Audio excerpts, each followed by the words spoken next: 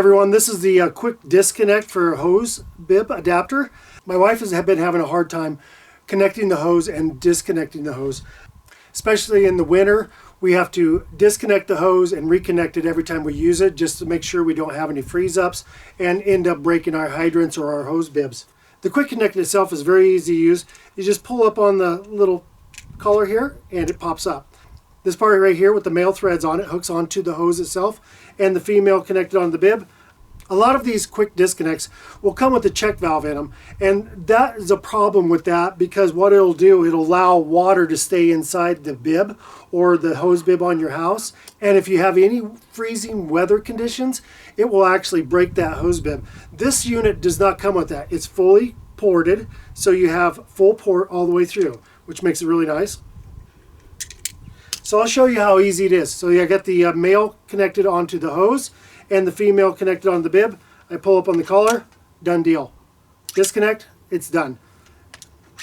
That easy.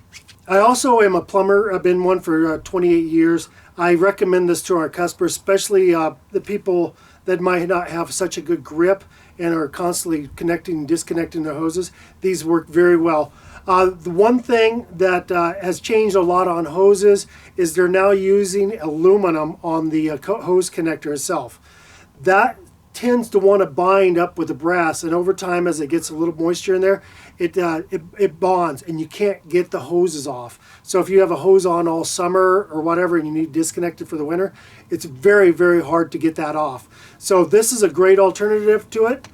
You just pop it on and pop it off. So you can do that all winter long and not have to worry about anything freezing and breaking. So again, this is the garden hose quick disconnect. I highly recommend them.